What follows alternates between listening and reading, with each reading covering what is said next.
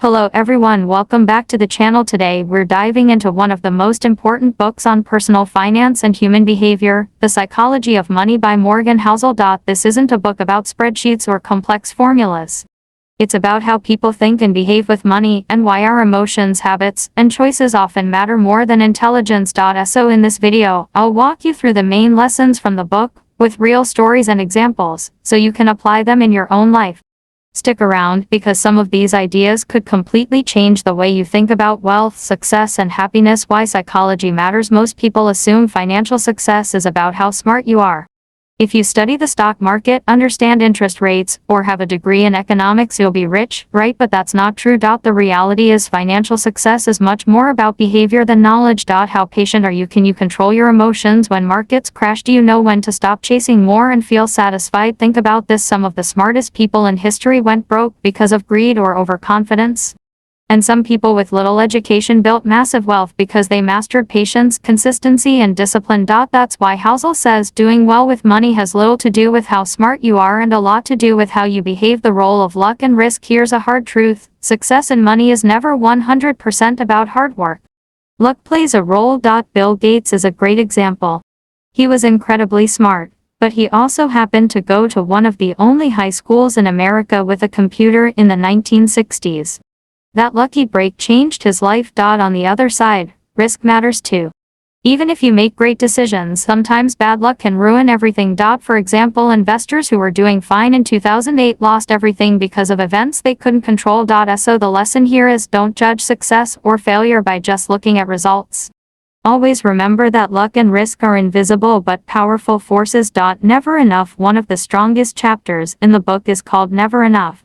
It tells the story of Rajat Gupta, a man who had everything: fame, wealth, respect. But he wanted more.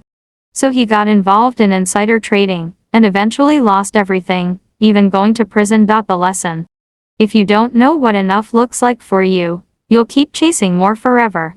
And that can destroy you. There's nothing wrong with wanting to grow, but you need to know when to stop risking what you already have for something you don't really need. Compounding is magic. One of the most powerful forces in finance is compounding. Everyone knows the story of Warren Buffett. He's one of the richest men alive. But what's interesting is that most of his wealth came after he turned 65. Why? Because compounding takes time. Imagine you invest $1, and it doubles every year. In 10 years that's $1,024. But in 20 years, it's over $1 million. That's the power of compounding. The problem is, most people get impatient. They want fast results.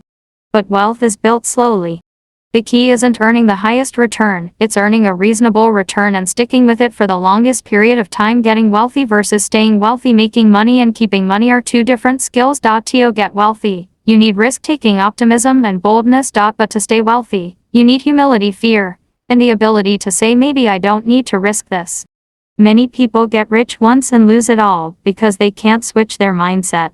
They think what worked to get them money will also help them keep it. But in reality, survival is the key. As Housel says, getting money is one thing. Keeping it is another. Freedom is the ultimate goal. Why do we want money in the first place? For most people, it's not about cars or mansions. It's about freedom. The ability to wake up and decide how to spend your day. The ability to say no to things you don't like. The ability to live life on your own terms. This is one of the most valuable forms of wealth, and you don't need billions to achieve it. Even modest savings can buy you control over your time. And in the end, that's what makes life truly rich. Tails drive everything. Here's an interesting idea in investing: a few rare events or tails drive most of the results. For example, in the stock market, a handful of companies like Apple, Amazon, and Microsoft created the majority of the returns. If you missed those, you have missed almost all the gains. In life too, a few big decisions: who you marry, what career you choose, when you take a risk, will shape your future more than thousands of small ones. So don't stress about being perfect in every little decision. Focus on getting the big ones mostly right. You and me. Here's something most people forget: personal finance is personal. What's smart for me may not be smart for you. For example, one person might invest heavily in stocks for long-term growth. Another might prefer real estate because it feels safer. Neither is wrong. Your financial decisions should reflect your goals, fears and personality, not someone else's strategy. That's why copying others often doesn't work. You need to understand yourself first. Save. One of the simplest but most powerful lessons is this: saving is more important than income. You don't need to earn millions. If you can save a good portion of what you earn, you'll be fine. Wealth isn't about how much you make, it's about how much you keep. Saving gives you options. It gives you freedom. And it creates a gap between your income and lifestyle that allows compounding to work. Stories we tell ourselves: humans don't think in numbers. We think in stories. That's why even when the math says stay invested, people panic and sell during a crash. Their story becomes I might lose everything. The key is to build a story about money that helps you stay calm and consistent. Your financial plan should be realistic, not perfect. Because if you can stick to it for decades, that's what really works. So let's wrap this up. The psychology of money teaches us that wealth is less about intelligence and more about behavior. It's about patience, knowing what's enough, respecting luck and risk, focusing on survival, and valuing freedom over status. If there's one sentence that sums it all up, it's this: financial success comes from how you behave, not just what you know. And the good news: behavior is something we can all control. Thanks for watching. If you found this summary helpful, don't forget to like the video, subscribe, and share it with someone who could benefit from these lessons. And let me know in the comments which of these ideas hit you the most. See you in the next one.